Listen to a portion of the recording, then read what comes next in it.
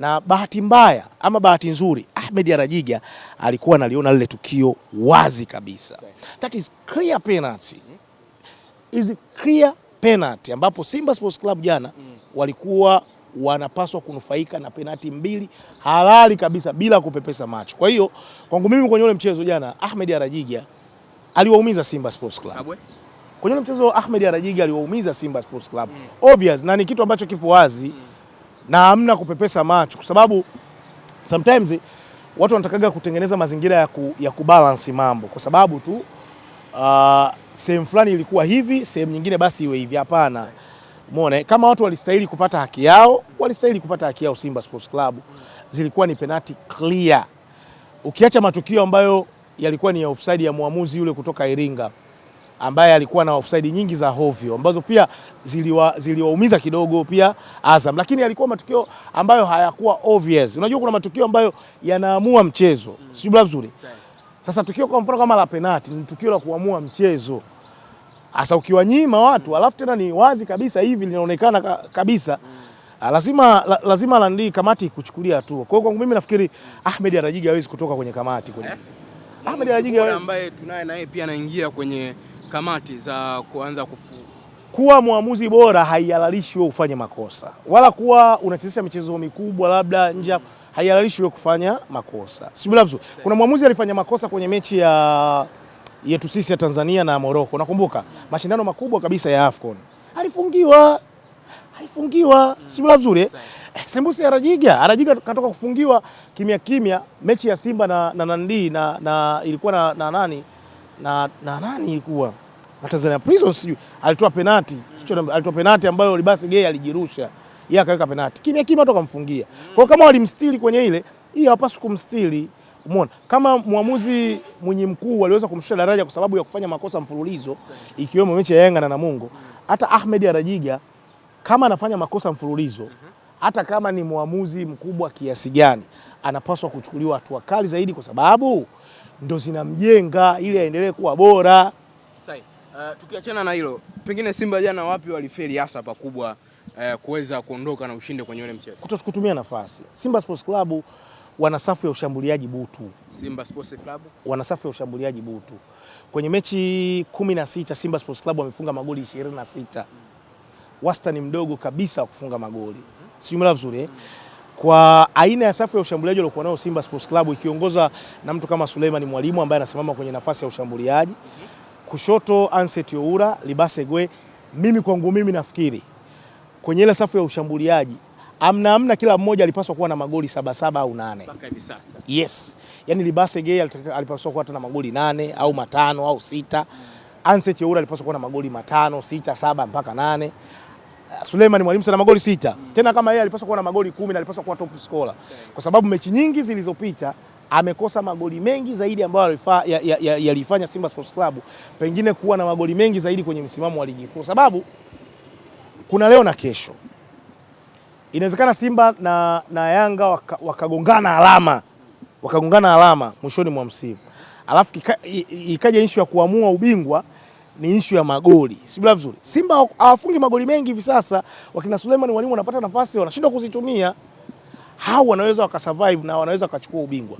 Kwa hiyo Simba Sports Club kutokufunga magoli na safu yao ya ushambuliaji kuwa butu inaweza ikapoteza sifa ya kuwa bingwa msimu huu. Na unamuona kwenye mbio za ubingwa licha ya kupoteza kwa majandi kwa sababu michezo miwili zidi ya Azam wameambulia alama moja. Yes. Kwa sababu akishinda mchezo wake wa kiporo anapunguza gap na kuwa alama 3. Lakini pia hata Yanga wenyewe hawana consistency. Yanga leo anashinda, kesho anasare. Kesho anacheza vizuri, kesho kutwa achezi vizuri. Hata Yanga wenyewe wanatoa mwanya kwa Simba, Azam kuona kwamba wana nafasi ya kuendelea kuchallenge kwenye eneo la ubingwa kwa sababu hata wao pia hawapo vizuri msimu huu. Sio vizuri. Kwa hiyo bado kwenye nafasi ya kugombea ubingwa wapo, ila sifa ya ubingwa inaondoka kwao kwa sababu Simba Sports Club msimu huu kuna eneo wamekuwa butu, lakini nje ya hapo makosa ya waamuzi pia yameendelea kuigharimu Simba Sports Club. Sababu kwa mfano mechi dhidi ya Young Africans Derby, Kasim Mpanga aliwanyima goli halali. Zilikuwa ni alama ngapi? Mechi ya jana dhidi ya Azam FC, Ahmed Arajiga kawanyima penalty 2. Kwa mfano jamaa wangepata zile penalty 2 alafu wakafunga, wangechukua alama ngapi? Alama ngapi hizo? Ukizijumlisha na hizi alama zilizokuwa nazo, sina maana walishamsogelea Young Africans, sina maana kuna eneo angekuwa ameshafika zaidi. Sawa, sijui umeelewa vizuri. Kwa kuna eneo ukiangalia Simba Sports Club wanafelishwa na safu ya ushambuliaji kuwa butu, kutokutumia nafasi ipasavyo. Lakini eneo lingine pia msimu huu waamuzi pia na wenyewe wamekuwa wakifanya nini? Wakiwagharimu. Umeandika kitu kingine kwamba wachezaji wa Simba waache ubinafsi, pengine wanaweza akawa bora zaidi. Simba wachezaji wao ni wabinafsi.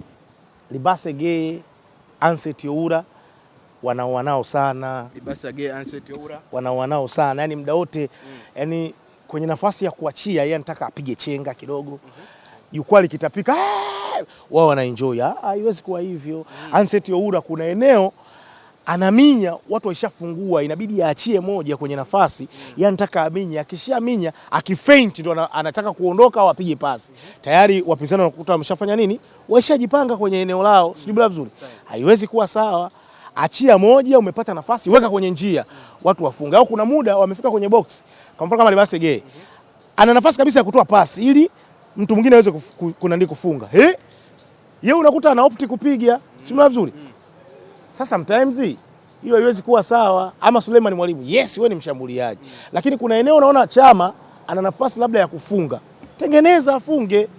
Kwa hiyo kwa safu ya ushambuliaji ya Simba, Anset Youra, Suleiman Mwalimu, Libase Gay, wachezaji wao kwa jinsi ambavyo walivyokuwa na talent, technical ability yao ilivyokuwa kubwa, uwezo mkubwa sana wa kuweza kuiadaa safu ya ulinzi ya timu pinzani na nafasi ambazo wanazotengeneza, kama wakiacha ubinafsi, kitu kinachoitwa ubinafsi, Simba Sports Club wana safu ya ushambuliaji hatari sana kwenye ligi yetu. Lakini wakiendelea kuwa wabinafsi kama hivyo wanao sana, Suleiman Mwalimu akiendelea kuwa butu, anakosa magoli, trust me, wanapoteza sifa ya ubingwa. Tanja Kasari ni kama kuna namna makosa yanajirudia rudia. Yes. Jibril Tanja Kasari hana footwork nzuri. Jibril Kasari hana footwork nzuri, na kama Azam FC wangekuwa makini zaidi jana, walikuwa wanaokota magoli ya bure kutoka kwa Jibril Kasari. Honestly speaking. Kwa sababu Simba Sports Club kwa mwalimu Steven Baka, yeye anataka timu yake ifanye build up kuanzia nyuma. Wanasema build up from the back. Sio maana yake? Na msingi wa build up ya mashambulizi ya Simba yanaanza kwa golikipa ambaye ni nani? Ni Jibril Kasari. Si ndio maana yake? Lakini watu ambao wanatakiwa kuexport yale mashambulizi kutoa lile eneo la Simba kwenda mbele ni viungo wakabaji. Umeona? Hasa ukimwangalia Yusuf Kagoma sio mzuri kwenye kuscan nafasi. Yaani anapokea mpira lakini aangalii huku nyuma watu gani wanafanya nini wanakuja. Ni lazima apige tena arudishe kwa Kasari, afungue apigiwe pasi ndio atoe pasi nyingine. Akimrudishia Kasari ambaye unategemea anaweza akawa na footwork nzuri, na yeye pia ana makosa mengi ambayo ukienda kumfanyia pressing either utoe mpira ama abutue. Kitu ambacho anazidiwa na Pimpin Kamara. Pimpin Kamara huwa anafyonza ile pressing ya wapinzani kwa sababu ana uwezo mkubwa sana wa kuchezea mpira kwa maana ya footwork. Si bora vizuri. Kwa hilo kwa kiasi kikubwa sana limekuwa likimgharimu Jibril Kasari. Na nafikiri hapa ndipo ambapo anapata pointi Pimpin Kamara, endapo kama akirudi Simba wachague kati ya Jibril Kasari ama Pimpin Kamara, nani anapaswa kubaki? Mpaka hivi sasa ulivyoona wewe nani unaenda na nani? Kiukweli mpaka hivi sasa Pimpin Kamara anajizolea minyama. Pimpin Kamara kwa style anaocheza Simba. Pimpin Kamara anajizolea minyama. Yes, ana makosa. Pimpin Kamara naye ana makosa yake, lakini when it comes kwenye issue ya footwork na mpira wa kisasa na kwa mahitaji ya Simba wanavyotaka kucheza, Pimpin Kamara anajizolea minyama zaidi ya Jibril Kasari. Kwa sababu kama una footwork nzuri kwenye mechi ngumu utapata shida sana. Mwisho wa siku utafanya makosa ambayo yataigharimu timu na utafungwa, na ukifungwa hilo ni tatizo lingine. Kwa hiyo kwangu mimi nafikiri Pimpin Kamara ana nafasi kubwa ya kuendelea kubaki Simba Sports Club kuliko Jibril Kasari. Kwa namna ambavyo tumeangalia hivi sasa mbio za ubingwa, mechi zinaonekana kuwa ngumu tukiwa tunamalizia Kabwe. Mechi ambazo zinafuata kwa Simba ni zidi ya TRA, lakini Young Africans zidi ya Pamba Jiji. Tunaenda kushuhudia testi ya namna gani tena kwenye hizo mechi? Mechi ngumu. timu zote mbili zina mechi ngumu sana. TRA kuna mtu mmoja anaitwa Ramazan Salum Chobwedo. Ama unaweza ukamwita Rafinya. Hivi sasa watu wamemtunga jina. Anaitwa Rafinya. Fundi kabisa. Rafinya. Chobwedo Rafinya mtu hatari. Chobwedo Rafinya mtu hatari kabisa. Wewe ukikutana naye lazima utapike nyongo. Unakutana tena na mnyama. Huyo ukikutana lazima anamjua Nandi Ibrahim, nani yule Imoro Ibrahim wa Singida. Jana bwana alikuwa anatapika jana. Yeye muda wote alikuwa hataki hata kukutana naye. Vibaya mno. Mwamba anatani anaiweka, anaitani afu anaingia. Na sasa hivi kuna kitu kamuongezea Etienne Ndaragije, utulivu. So hata Simba wenyewe nakumbuka wanamkumbuka vizuri kwenye mechi ya Meja General Samuyo. Nafikiri kama kuna eneo Nixon Kibabage alipata shida kubwa sana ya kumkaba na Ramadhan Salum Chobwedo Rafinya ni kwenye eneo la mbio, maarifa ya mpira na uwezo mkubwa wa kuweza kupiga pasi ambazo zinafika kwa usahihi. Hii ni eneo ambalo Simba alipata naye shida. Kwa hiyo wanaenda kukutana naye Arusha. Haiwezi kuwa mechi rahisi. Na bahati nzuri TRA kuna mtu mmoja anaitwa Etienne Ndaragije. Ni one of the best coach ambaye tuko naye kwenye ligi yetu. So Simba hawaendi kukutana na mechi rahisi hata kidogo. Kwa mwendelezo huu wa kukosa nafasi, kwa mwendelezo huu wa mtu kama Suleiman Mwalimu, Libase Geye, labda Anset Oura kutokuwa na umakini wanapofika kwenye final third ya mpinzani, linaweza likawakuta jambo. Wawe makini sana. Lakini kwa Young Africans wanaenda kukutana na mtu mmoja anaitwa Francis Baraza. Yuko Pamba Jiji. Uzuri wa Francis Baraza hajaanza kuonyesha huu ushindani akiwa Pamba. Tangia akiwa Biashara yake ilikuwa ngumu sana, kama mnakumbuka ile akina Christian Zigia. Ilikuwa ngumu mno, ni kukutana nao ilikuwa shughuli kwa Dennis Nkane Wandakidi. So unaenda kukutana na wakina Zabona Mayombia, unaenda kukutana na Pamba Jiji ya kina Matthew Tegisi, unaenda kukutana na Pamba Jiji ambayo katikati mwa uwanja unakutana na watu kama akina Kevin Nation Naftali ambaye anahusishwa kujiunga na Simba. Haiwezi kuwa mechi rahisi. Kwa hizi ni mechi zingine ambazo tutasikia milio sana. Unafananisha na ufamilia kwa mechi za Yanga na Pamba huwa haziwagi. Hakuna familia hivi sasa. Mimi nakuhakikishia hakuna familia. Ni mechi miongoni mwa mechi ngumu. Miongoni mwa mechi ngumu ambayo Young Africans anaenda kukutana nayo. Tukiwa tunamalizia Kabwe na Singida Black Stars wamewapunguzia wachezaji wao mshahara kwa 40%. Nikasema tumalizie tufunge na hili. Kwako lipo sawa? Na bonus zote kufutwa hadi mwisho wa msimu. Ukiniuliza mimi kuhusiana na timu inayoitwa Singida, nitakujibu ya kwamba ni timu ambayo sijui kwenye mpira wa miguu ipo na inafanya nini. Na ukiniuliza mimi Singida Black Stars ni timu ya namna gani, nitakujibu ya kwamba sijui ni timu ya namna gani, ina malengo gani na ipo kwa ajili ya kutafuta nini kwenye ligi. Mimi binafsi uamuzi wa kumfukuza kwanza kocha na benchi lake la ufundi ni uamuzi ambao kwangu mimi nafikiri hauna mantiki. Hauna mantiki kwa sababu ikiwa Singida wanatoa wachezaji wao muhimu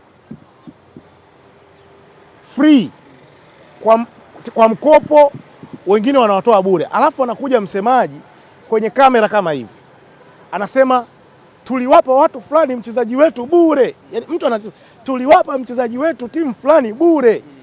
Can you imagine? Serious. Hiyo ni timu kweli serious ambayo unaweza ukamwajibisha kocha. Yaani wewe wachezaji wako bora unawachukua unawapeleka kwa mkopo. Sometimes unaenda unawazimisha wanarudi, unamchukua mchezaji unampeleka bure, alafu wewe unakuja kwenye kamera unasema nimemtoa mchezaji wangu bure, nimewapa timu fulani ambayo hiyo timu ndio pia mnashindana nayo huko kwenye mashindano ya kafu. Hiyo timu tuitem vipi? Ni timu ambayo ina ushindani au ni timu ambayo ipo tu? Sio vizuri. Kwa hiyo Singida kwangu mimi ukiniuliza kuhusiana na namna ambavyo wanafanya maamuzi yao, mimi maamuzi yao huwa siyaelewi. Kwa hiyo hata issue ya kufukuza sijui benchi la ufundi, kukata tu mishahara, bado sioni kama ni solution, kwa sababu naamini ya kwamba kuna vitu vingi sana kwenye administration kwa maana ya uongozi wanafeli. Singida ni klabu ambayo tulitegemea ije kuwa miongoni mwa timu shindani kwenye ligi yetu kama ilivyokuwa Azam FC hivi sasa. Lakini Singida haionyeshi hicho kitu. Kwa hiyo Singida ni timu ambayo mimi sielewi future yake. Yaani ipo tu. Na huo ndio uhalisia. Na sijui hata kwa nini unataka umeniuliza hilo swali. Na sitaki tena uniulize swali kuhusiana na Singida. Shukrani sana. Asante sana.